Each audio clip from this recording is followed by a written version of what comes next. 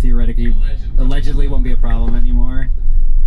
Companies like Eve have been offering Matter upgrades for a long time, and now they sell direct. They used to be like a HomeKit only company, but now they're doing Matter, which is good for them because they can just be like, hey, we're available on everything. And then Matter can be like, hey, look at our big, these guys are supporting Matter people. So that's nice. So hopefully we're going to see a lot more products like that. Also, one more thing, the thread protocol, of which Matter, it's Matter over thread. That's how the whole thing Matter happening over thread. Yeah, I've explained this to my dead grandma. She understands it. There's a new thread update. It's called Thread Direct, and it allows you, because now, I think we did a short about this a while ago, there are hidden thread radios now in like new iPhones, new Pixels, and some new Samsung phones. And now you won't have to have a thread border router to set up the device, because previously, in order to set up a Matter-enabled device over thread, you had to have, well, you still have to have this, but not to set up. You had to have a Google Nest Wi-Fi Pro, which is a thread border router, or a Apple TV, which is a thread border router, or some Alexa devices, whatever they're called, I don't even remember. And now you can just set it up directly from your phone, which is really helpful, and you can deal with all the networking stuff later. But you can at least get it set up on the thread network, and then Matter will work afterwards. Allegedly. So yeah, this is all extremely alleged. Did get announced this week. We'll see how long it takes to actually get implemented. Please God. It's one of those things where, like, I really hope this works, but this working just means things work. It's like, it kind of sucks that when all of this goes perfectly, there'll be no big hype around it, because it just means I won't be banging my head against the wall. It's like the IT guy, man. It's like nobody appreciates the IT guy until you got a real big problem. Things are broken, yeah. Can I get a vibe check? What percentage of your guys' homes run on smart things like this? Like, if they were to just not work, I think you function? Percentage is hard, because... Yeah, the percent is hard, but I do have several pretty important, like, my doorbells are all smart doorbells. I mean, that's fine, but, like, if the internet goes out, I guess I don't get... like, if someone rings the doorbell, I just won't. Oh, yeah. Luckily, there's something called knocking, so... Yeah, but if there's a doorbell, people just don't knock anymore. They just hit the doorbell, so that would be bad. I think the only thing that would screw me is the lights in my living room, because that's a smart switch. Yeah. All of my lights are on my... Which is a problem, because occasionally it does glitch out, and I just can't turn my lights off. So sometimes I sleep in the bright light. Are they smart bulbs or smart switches? Smart switches. Good. Smart switches are the best, except for that issue. Yeah. They're smart plugs, sorry. Oh, and like lamps in a smart plug? Yeah. You can still press the button on the side, right? You just have to... No. All my smart plugs have a button on the side. The Eve ones that I have are on the side. Okay. You can do it, but the Samsung ones on the back.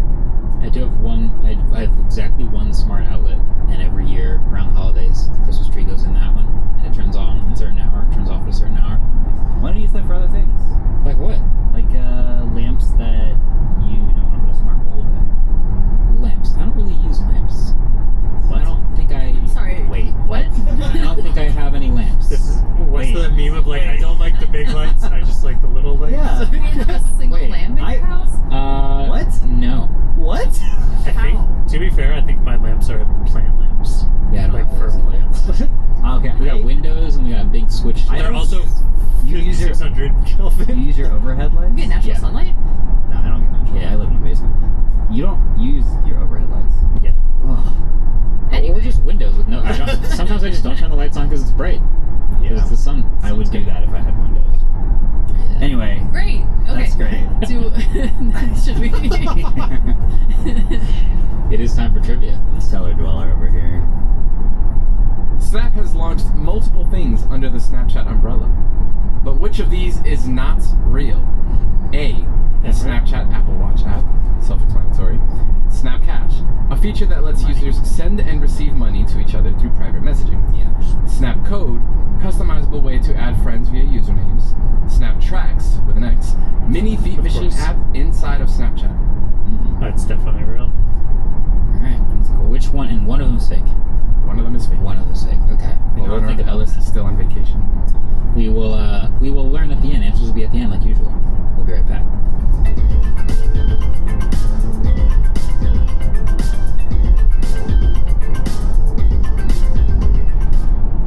Support for the show comes from Shopify. Starting a business can be super overwhelming. Every day seems to introduce a new decision that needs an answer, and the to-do list just keeps growing every day, and eventually it starts to overrun your life. Finding the right tool that not only helps you out, but simplifies everything can be such a game changer, and for millions of businesses, that tool is Shopify. They're the commerce platform behind millions of businesses worldwide and nearly 10% of all e-commerce in the United States, from established brands like Gymshark and Magic Spoon to companies just getting started. Their design tools make it simple to create the exact online presence you're envisioning, with hundreds of ready-to-use templates available, and with built-in marketing tools, you can launch full email and social campaigns in just a few clicks, so you can connect with your customers wherever they are. Start your business today with the industry's best business partner, Shopify, and start hearing. Sign up for your $1 per month trial today at shopify.com/waveform. Go to shopify.com/waveform. That's shopify.com/waveform. Support for the show comes from Framer. If your team wants a website that looks and feels handcrafted but is still fast to ship, Framer is built for that. You design on a visual canvas with responsive layouts, hosting, and a CMS built in, so the work is production ready from day one. Agents work alongside you to draft pages and polish sections, then you review and publish what goes live. Framer is a pro site builder for creators, teams, and businesses that want a professional site and care enough to get every detail right. Agents solve the gap between AI-generated ideas and production-ready website work. The agent works in the same place where the real site is designed, managed, and reviewed and published. It lands on the canvas, stays editable, and can be published when the team is ready. Agents and Framer work alongside teams to streamline collaboration on the same canvas, build custom code components, create and manage CMS content, optimize SEO settings, and ship everything in one place. Learn how you can get more out of your site from a Framer specialist, or get started building for free today at framer.com/wave for 30% off a Framer Pro annual plan. That's framer.com/wave for 30% off. framer.com/wave. Rules and restrictions may apply. The new LinkedIn Hiring Pro can't undo your last hire, the no-show. Who set you back because they didn't show up on day one, or day two, or ever again. And now your product launch is delayed because you're talking to alien abduction podcasters to track them down. But LinkedIn Hiring Pro can help make sure your next hire sticks. In fact, businesses who use LinkedIn are 24% less likely to reopen a role in the next 12 months. Hire right the first time with LinkedIn Hiring Pro. Post a free job today at linkedin.com/quality. What's up? Welcome back. We got to talk about the Google Home speaker that launched in the spring, but actually the summer. I don't know if you guys remember, but during the October Google Made by Google event last year, they announced a very, very nice looking new Google Home speaker. It comes in basically all the same colors as the Fitbit Air, which is very nice, although half of them are exclusive to the US for some reason. Yeah, the good colors are exclusive to the US. Like the berry and I believe the green one are the exclusive US colors. I don't know why They have weird color names like jade and porcelain and stuff, but yeah. Jade, porcelain, berry, yeah. So this is effectively their first Gemini first speaker. That's the big deal. It has a glowing LED strip on the bottom that will kind of illuminate and dance when you're talking to Gemini. And instead of being the classic, Google 4-color combo, it's sort of that blue-purple look. It's supposed to have 360-degree audio. You can pair them to each other. You can, if you pair it to a Google TV streamer, you can use it for surround sound audio. They say the audio is a lot better. But the main things, honestly, are the Gemini reasoning. Now, there's a lot more things that you can do with this, just like there are a lot more things you can do with Gemini over Google Assistant. For example, you can say, turn off all the lights except the bedside lamp, so you can make exceptions. You can say, dim the kitchen lights, play some more relaxing music, and set a 20-minute timer. So you can chain together reasoning. That's pretty cool. Turn on the coffee maker. Turn it off. You can say, and kind of interrupt it in the middle. That's great. What's the weather going to be like for the next Mets game? That's pretty cool because it understands where it is, when it is. Yeah, currently if you ask Google for that, it will absolutely, without question, get it wrong. Yeah. Yeah. What if I don't have any lamps in my house?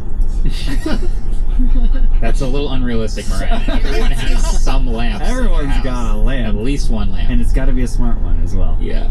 It will leave the mic open or on for a couple of seconds after it finishes giving you the response so that you can continue a conversation with it. Huge. Very useful. By the way, I was testing this on Siri yesterday. I was walking over the Manhattan Bridge and I was trying to ask Siri some questions, but it will just give you the response, and then every time you have to say "Hey S" again, just to continue the conversation. It's really annoying. I would really like it if you just keep it going. So that's cool. Yeah, it doesn't. Yeah, that's a good point. It doesn't have a live mode. Whenever you open like Gemini, you can open a Gemini live chat, and it's just back and forth conversation. It's always listening. You can keep talking. You can interrupt it and ask another question. It'll keep going. Yeah. And Siri does not have a like chat mode. No. Like they all do. No. Interesting. Yeah, they're gonna need to add that, I think. Yeah.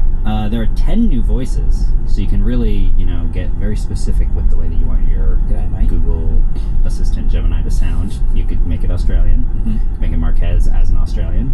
Of course. I'm not sure if either of those are true. You can definitely. I think the Australian is a Is Australian Definitely. true? Australian's true on Marquez is every about to single have one. an I would Australian know. lampless house. I would know. If I could have Marquez as an Australian as the assistant, I would 100% pay for that. I'll do some recordings for you.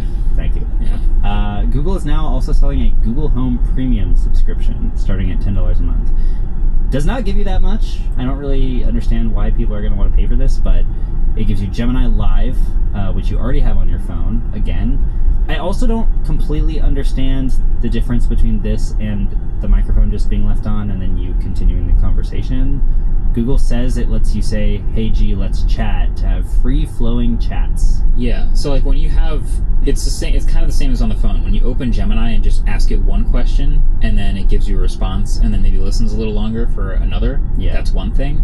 But when you open the chat, the full Gemini Live thing, that's what "Hey, let's chat" does. Yeah. Then you can interrupt it while it's talking back to you. You can ask unrelated questions and then ask it about previous questions. It's like this whole live, and same thing with like the ChatGPT app and like others. They all have this for just like talking version. Could you not do that if you were just talking to it normally though? I don't think you can interrupt it. I don't think it's quite the same like full-featured chat experience. Okay. Yeah. It feels more like order-based, like telling it what to do or asking it specific things. Like all of those have a specific outcome. Yeah, it's like when you're planning to have a multi-response conversation with it, where.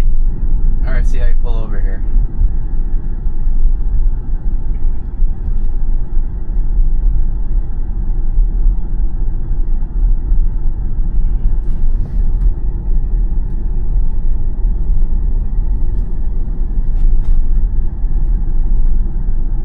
Right here.